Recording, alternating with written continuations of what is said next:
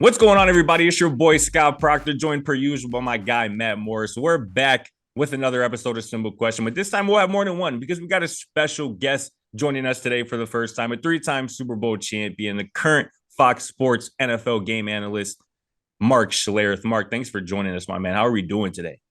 Well, Scott, I'm doing great. Good to be with you guys. Yes, sir. Yes, sir. Likewise. Let's get right into it, man. You called the game on Sunday between the Atlanta Falcons and the franchise that drafted you in 1989, the Washington Commanders. Great game that was. Washington obviously escaped to improve to a surprising 7-5. What did you mostly take away from that matchup on Sunday, and what chance do you give Taylor Heinicke and these Commanders to sneak into the NFC playoffs? Well, I give him a good chance. It's funny. Jonathan Allen said this about quarterback play. He said Nick Saban used to say it all the time. A coaching staff doesn't choose your quarterback; the team chooses the quarterback, and they certainly have chosen Taylor Heinicke as their guy. The crazy thing about it is if you look at statistics, and this is where numbers always lie. We get so enamored with analytics and then numbers and all the things that I just think are stupid, inconsequential. But I get that there's a time and place for all that stuff. But you look at the numbers. Wentz has a better completion percentage. Wentz has a better touchdown to interception ratio. Wentz has even more yards rushing. But the team has chosen Taylor Heinicke because in critical moments, he seems to step up and make critical plays. And, he avoids sacks and he's got a toughness that football players respect. And I'm not saying that Carson doesn't. It just doesn't resonate the same when Carson's doing it compared to when Heinicke's doing it. Guys will get up off the bench on the defensive side of the ball to watch him play. And it's not like he's doing anything that's awe shocking or jaw dropping. He's just competing. And one thing that I think is an undervalued asset of a quarterback is when a quarterback is predictable to the offensive coaching staff. Meaning when we design a route combination and the number one in your progression is open, take it 100% of the time because it puts us in second down in manageable situations. And I think coaching staffs hate it when a guy goes, well, I could throw the first read my progression and we may get 5 yards, but man, there may be something juicier on the second or the third read. And you end up putting yourself in harm's way more often than not. And so, predictability I think is a really good thing from a coaching staff standpoint because it keeps us on schedule and it keeps your playbook, the entirety of your playbook, open. When you get in third down and 7+, your playbook shrinks by probably 60, 70%. And so if we can stay on schedule, it keeps everything open. Yeah, Mark, and you talked about having faith in the Commanders to make the playoffs. Is this a situation where we actually might see the NFC East have 3 or 4 teams competing, and who from the NFC East do you think is going to end up making the playoffs when it's all said and done? I think there are 3 teams that will come out of that division, and the third team is Washington. I think we've seen the best of the Giants. I think what they've done has been pretty incredible. I still think they're a year or two away from having a roster that can compete within that division. They've revamped their offensive line, although they've had a lot of injuries there. Their receiving core is not what it needs to be. Bellinger was a rookie tight end. In a game I was calling against Jacksonville, he broke his orbital socket, his eye socket, and so he's been out. He was a really promising rookie because he was kind of the body of a Y, meaning an end of the line of scrimmage tight end, a blocking tight end, but still had the passing skills of an F, a guy that could motion and move and catch the ball. So he was kind of a unique component there. What's the kid's name? Wandell Robinson, who's been injured, who's super dynamic. That kid is going to be special if he can stay healthy. But they just don't have the receiving core. And I think when they're running the ball, the heck out of the ball, and their quarterback is running the ball, that's what keeps them in games. I don't think Daniel Jones is going to throw them into the playoffs. I just don't think that's the formula there. So I love what they're doing. I love the head coach. I think he's just a great coach. Brian Daboll's done a really good job of creating an offense that I think maximizes their personnel and what the skill of their personnel is. I just don't think they have enough to hang on to where they are right now. I think they will be eventually usurped by Washington, and they'll probably be the odd man out. Yeah, Mark. I mean, I know both Scott and I agree with you on Brian Daboll. We think he's an amazing coach. And, to move from another team that you played on and also another first-year head coach, the Broncos and Nathaniel Hackett have really been struggling. Obviously, this season is kind of over for them. What do you think they need to do moving forward to try and save face? Because obviously this was a team that expected to be playoff contenders. They looked like they were on paper. But now you have, Russell Wilson struggling, and you're married to him for a while, and you have Nathaniel Hackett, who seems to already be on the hot seat as a first-year coach. So what do they have to do moving forward to try and salvage the next few years? Well, if you watch, and I went back and did this week, I watched their first game of the season against the Seahawks, in which Russell completed 69% of his passes. He was 29 of 40-something, or 30, high 30s, whatever it was. I can't remember, but it was 69% completion percentage, over 340 yards passing. They drove the ball up and down the football field. They ended up, and he wasn't super accurate on the deep ball, but he had the underneath completions. They set up their play action. He was under center a bunch. They ran the zone game, the wide stretch plays. They had the boot keep stuff after it, so they had easy completions within that offense. They scored 16 points, but they fumbled on the 1 yard line twice, and should have had 30 points within that game. The highest they've scored all season long has been 23. And you look at the offense that they ran last week in Carolina, it looks nothing like that. I mean, it's a 3 wide base, 3 wide receivers, 1 back, 1 tight end, more of a spread function in the shotgun the majority of the time. It just looks nothing like what we saw in week 1 when they actually had some structure to their offense. And so my thought process is everybody in that organization is acquiesced to the quarterback. The head coach is no longer calling plays. That offense doesn't look anything like it did at the beginning of the season, and that's what they wanted to be, like a true West Coast offense. So it looks to me like you've acquiesced to the quarterback's desires, and you guys offensively aren't worth a squirt of piss. And so unless you have an adult that says, this is what we're going to do. And so, like, if I'm coaching the team, all right, and they said, how are we going to fix this offense? I'd say, we're going to go back to what we are, what we wanted to be.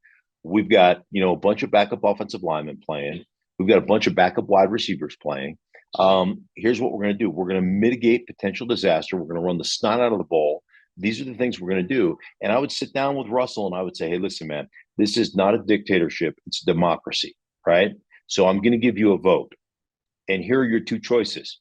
You can either run the offense the way I want to run the offense, or you can sit your ass on the bench. Those are your 2 choices.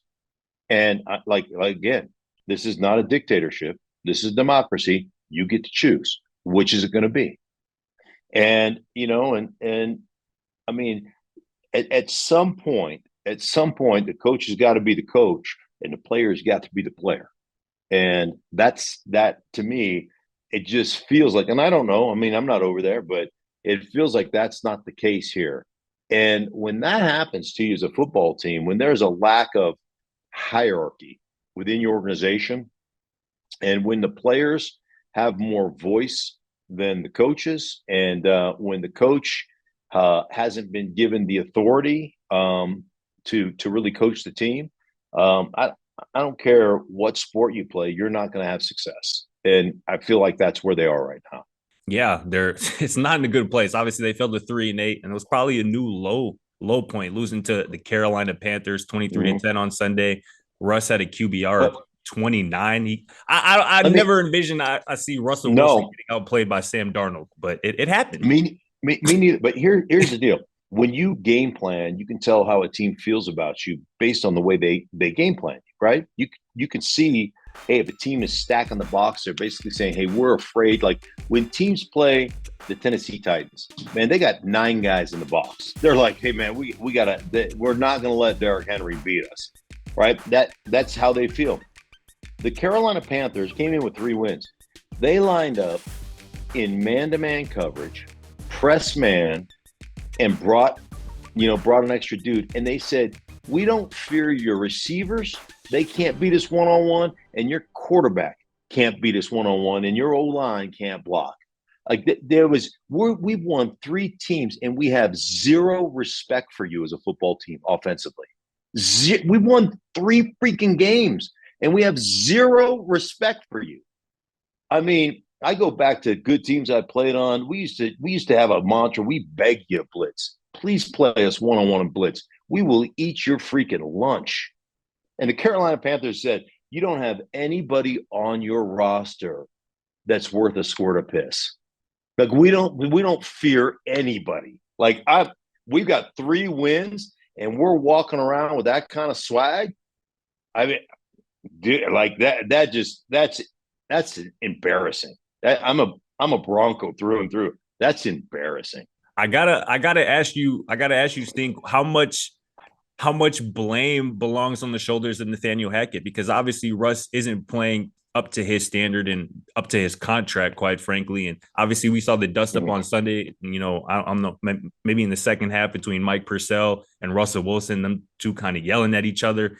But again, I have to look at Nathaniel Hackett. Certainly he's a first-year head coach, but how much, and obviously there was reporting, I believe, from Jason La Canfora that it's likely that, he might not even make it to the end of the season. What are your thoughts on all of that? Should he make it to the end of the season? And how much of this blame, obviously, that we're putting at Russ's shoulders, rightfully so, belongs also on Hackett?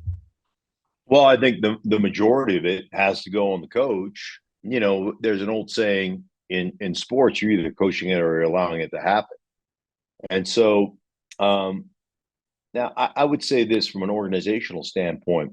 Russell comes with a lot, right? He's got an entourage of entourage is probably the wrong word. A team of like 6, he's got massage therapists and chiropractor people, and he's got, a mental coach or whatever. And he's got, he's got people that monitor his every step, and a social media team. And so there's a lot of people involved with Russell. And, you've been so hungry for a quarterback here in Denver. You said, okay, that's fine with us. You can have all that stuff.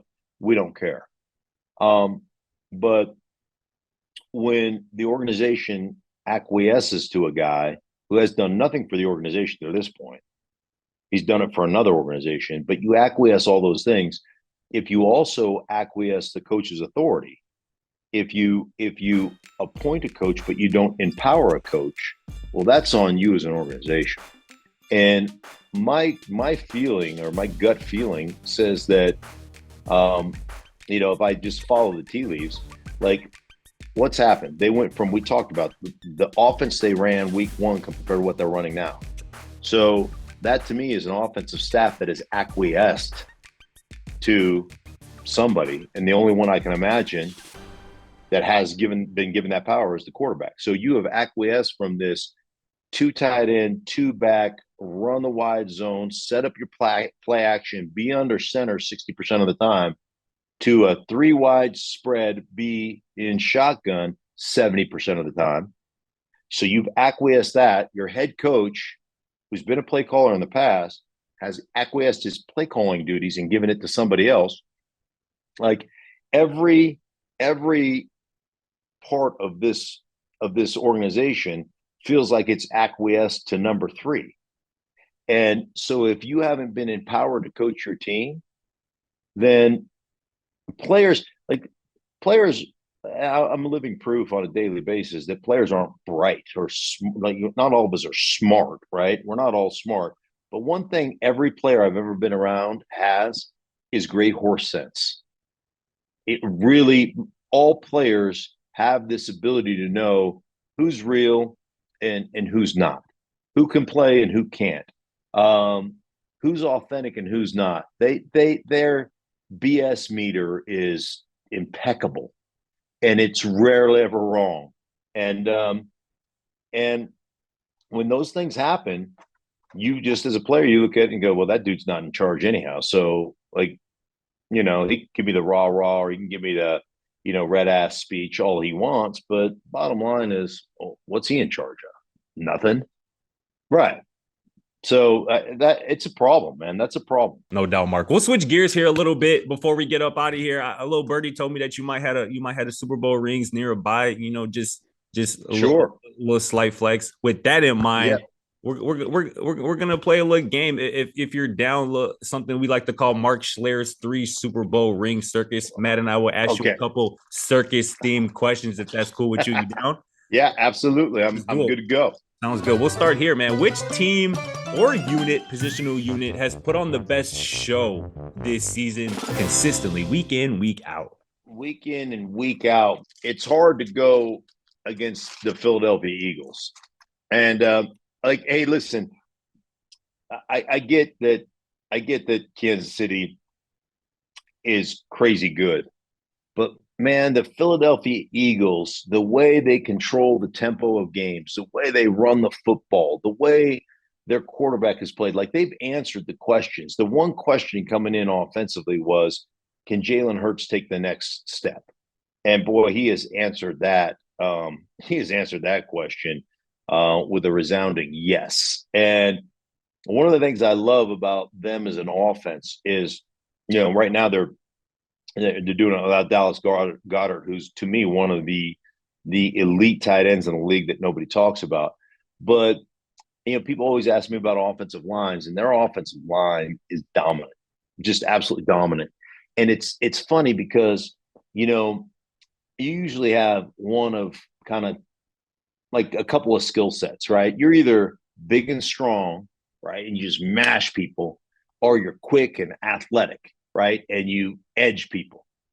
They're big and strong, and they're fast and athletic, right? Like that's Jason Kelce in a nutshell. That's Jason Kelce in a nutshell. So they can line up. Like I remember I was doing Jacksonville, so I'd gone back about 3 or 4 games to watch their previous games, and I had watched Jacksonville against a couple of different teams that I had done. And I was like, man, there ain't nobody going to run against Jacksonville. Like, they're so stout. Like, they are stout up front. Their front seven they're legit. And the Eagles just lined up and smashed them. I mean, just shortened necks. And I was like, holy Moses. And then they'll get to the point where they're like, we're tired of just mauling people. Let's go ahead and get our outside game going and pull Jason Kelce around the edge. And they're a legit problem. I mean, they're a legit problem. So they're one of my favorite teams to watch. And Mark, that's a great answer. And moving on to the next question, which one player has been the biggest ringleader to you? Who do you think that is so far this season? Wow, biggest ringleader. Well, I mean, the guy who is running away with the MVP right now, and I know that it's become a quarterback award, which kind of pisses me off, but it is what it is. Mahomes is just, it just is amazing. Like I said this all off season when people said, "Oh, Malone," like there was a GM that came out anonymously and said, "Hey, we've got him figured out. You take away his first read and he becomes human." And then people were saying, well, no Tyreek Hill. Like, what are they going to be without Tyreek Hill? They're going to be fine.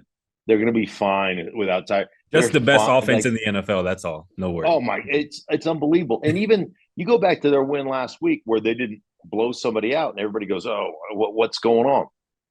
I can go back to my back-to-back Super Bowl years, and 3 years in a row, nobody won more games. People have tied it since, but nobody had won more games than the Broncos of 96, 97, and 98 in a 3-year span. Went 13-3, 12-4, and 14-2. It's the best 3-year span. And there's a couple teams that have matched it, but nobody's exceeded that. So anyhow, that said, there were games that we would play where we were so much better than our opponent that we'd be like, today we're just going to go with our basic crap, right? We're just going to go like vanilla. run vanilla on one, and we're not going to show anybody in the league anything. We're going to run 18-19 handoff. We're going to run 18-19 handoff fours. We're going to run at 14-15, 14-15, and we're just going to be basic as basic can be. Day one, we're going to run, we're going to run dagger, and we're going to run dancer, and we're going to run, we're going to run slant flat, and we're going to run curl flat, and like day one installation stuff. And that's all we're going to do. And that's what we did. And we still beat your ass, right? And that's what Kansas City did last week. They were like, there's no reason to exert ourselves. Now they're going to play Cincinnati this weekend. Great. And Cincinnati beat them twice last year. Mm-hmm. You're going to see them open it up this weekend because they're going to be like, the vengeance is mine. Yep. And we're going to put it on you guys. So, yeah, Mahomes is the guy as far as I'm concerned. No doubt. That's the right answer. Absolutely. And again, you don't need a whole lot to be Bryce Perkins and a team without Matthew Stafford and Cooper Kupp when you got Patrick Mahomes, right, Andy Reid and the crew. But so Mark, Barnum and Bailey brought the freaks to the circus. So who's the most athletic freak in the NFL today to you? Wow. There's a lot on both sides of the ball around the league. Yeah, there are a ton of dudes that, I always gravitate to line of scrimmage things. And Trent Williams is maybe a freak of all freaks that people probably don't recognize. Trent Williams is 6'5" and 335 pounds and can stand flat-footed and slam dunk a basketball and can run like the wind. And I was doing a San Francisco game and was watching, practice on Friday, and he's got a break. They're doing some other drill, and he's throwing 40-yard fade routes, just perfect spirals to wide receiver. Like, the guy is like, Kyle Shanahan told me, is like, you wouldn't believe it. This dude, like, people stop practice to watch him practice. Like, other people gather around on both sides of the ball just to watch him do things because he is that big a freak. And here's a guy that couldn't give a rat's ass if he gets beat. He is trying to pummel you on every play. So, sometimes you come off the ball and you want to get a good PFF grade. So you come off a little soft and you make sure that you get a stalemate. And then PFF gives you a good grade and you're a really good player. He gives zero shits. He is going to come off the football and try to shorten your neck. Like, he's going to try to knock your ass out. And I'm telling you, it is something to watch. Aaron Donald is a freak of all. Micah Parsons. Not only is Micah Parsons a freak show athlete, but one of the smartest defensive players in the league. That dude could probably set an NFL record rushing the passer if he lined up on the edge and just rushed the passer. But he's in the middle, he's dropping in coverage. I had him in a game against the Giants last year, and they motion out a back, and he goes with the back. So now they're, that's the tell. They're in man-to-man, right? And then they short motion the back in, and Galladay is the slot receiver. So they motion the back in, right? And the back is going to run.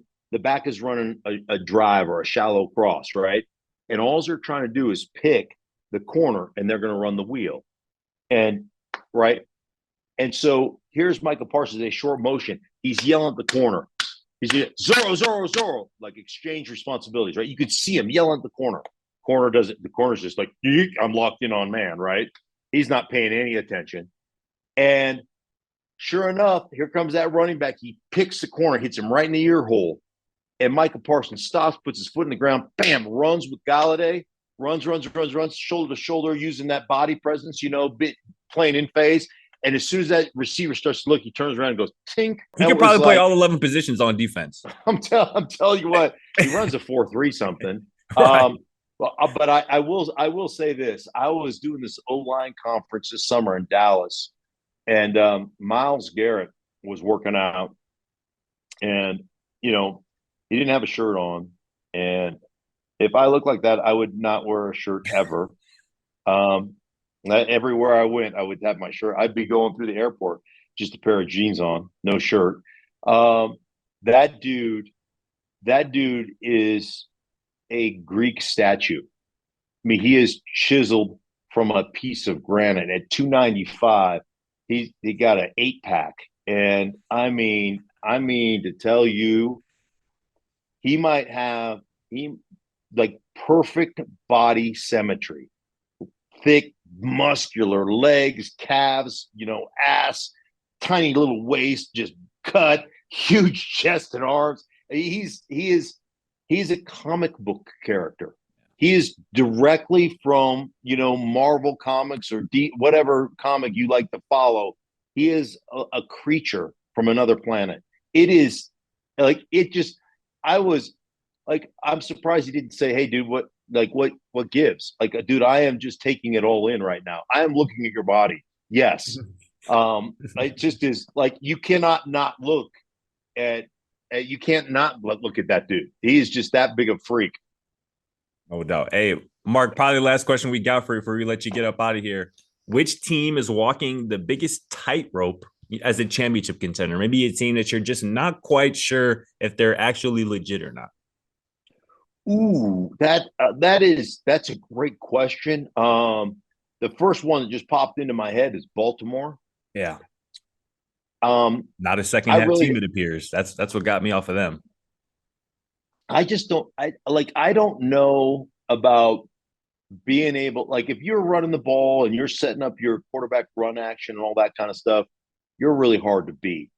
But if you're just relying on throwing yourself back into a game, I just don't know that you have that skill set. So I think San Francisco's built the same way, by the way. They really, not that they don't have a quarterback that runs, but San Francisco is really reliant on running the ball well.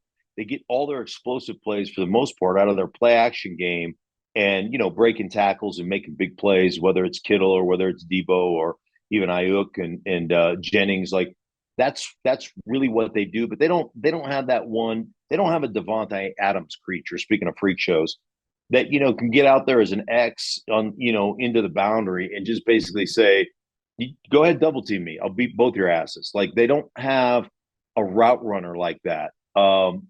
And so when they get behind, I did a game against the Atlanta Falcons where they got behind and they just couldn't throw themselves back into the football game. And so, yeah, I think there's a couple teams constructed that way. Oh, by the way, you told me to bring these rings, so let me just show you really quick. Yeah. Okay. So this is wait a minute, let me see that. Super Bowl 26. Sheesh. Washington over Buffalo. This looks like a class ring compared to the rings that are built today. So that's Super Bowl 26. This is Super Bowl 32. Broncos versus Packers. That's Super Bowl 32. And then this one is Super Bowl 33. Broncos versus the Falcons. Tough. But this one's actually obviously my first Super Bowl, the Washington one. Yeah. Really cool memories. But this is my favorite Super Bowl ring. Yeah. Super Bowl 32. And that was because we're 11 at kickoff. I think we're 11.5-point underdogs. I mean, I single-handedly won this Super Bowl against the Green Bay Packers. I don't like to brag or talk about it. But I was the reason we won that ring for Elway. But the cool thing about that was, back then we grew up watching football, not playing Madden football. Like we grew up watching and understanding the history of the league. And the players today, most of them, and I'm not bagging on players today, but most of them grew up playing the video game. That's where they fell in love with football. Where, people in my generation grew up watching the game and falling in love with John Madden on television, So it's really kind of this cool juxtaposition. But we all had a great sense of history of the league. And we knew what John Elway meant to the league. And we knew how he drugged teams to the Super Bowl and how better teams just absolutely trounced the Broncos. So to go off as 11.5-point underdogs and to me, physically manhandle at the time the best defense in football, and to see John kind of quote unquote get that monkey off his back, that's my favorite Super Bowl memory. That's my favorite ring by far. It's funny, this one, the 32 or 26 and 33. Those two, we were 8-9 point favorites. Yeah. Those after those games, it felt like relief to me. Winning this one where we're 11.5 point underdogs, that was euphoric. No Like doubt. that's the difference. It felt like, hey, these two Super Bowls, if we don't win, it's going to be the biggest disappointment ever. Right. Like that was like yeoman's work. That Super Bowl 32 was just like absolute joy and euphoria because nobody expected us to win except the guys in that locker room. And so that was kind of the cool part about that. If I'm not mistaken, you won a Super Bowl on your birthday? Super Bowl 32 on my 32nd birthday. Wow. Yeah. Now that's a Yeah, right. there. So yeah, it's funny too because I was sitting in the training room because I had back surgery, or I hadn't had the back surgery yet. I had the back surgery in November of that season. Had 2 herniated discs removed, and came back and played 27 days later from having those 2 herniated discs removed in my low back. But I was sitting in the training room because I was having all kinds of back issues and numbness in my feet and all that. So we were doing a bunch of rehab stuff, and the schedule came out. And so we're looking at the schedule. You know, USA Today back then was the paper that was kind of strewn across the training room. And our head trainer was named Greek, Steve Antonopoulos. And I said, Greek, I go, you're not going to believe this. I go, we're going to win the Super Bowl. And he goes, we are? I go, yeah. Well, I mean, it's kind of written in the schedule. And he goes, how so? And I go, well, you know, Super Bowl 32 is going to be played in San Diego at Jack Murphy or at Qualcomm, I think they called it at the time. At January 25th is Super Bowl 32 played in San Diego at Qualcomm. And I go, January 25th is my birthday, and it will actually be my 32nd birthday. So I go, so it's written in the cards, it's destiny. We just got to get through these first, 16 games and 3 playoff games, or 2 playoff games, whatever it is. And it was 3 because we had to play the wild card game. But I go, we're going to win this thing. And sure enough, we ended up getting to the Super Bowl and Super Bowl 32 on my 32nd birthday. Wow. It was always written. It was always written. Yeah. That's awesome stuff. That's awesome stuff. This was awesome stuff, Mark. Thanks so much for joining us, my man. This was awesome. And Scott Proctor, Matt Morris, our guy, Mark Schlereth. We'll catch you on the next episode of Simple Question. Thanks for watching. Feel free to check out our other videos and don't forget to smack that subscribe button down below while you're at it. Also, for more great and original content, head right over to bvmsports.com.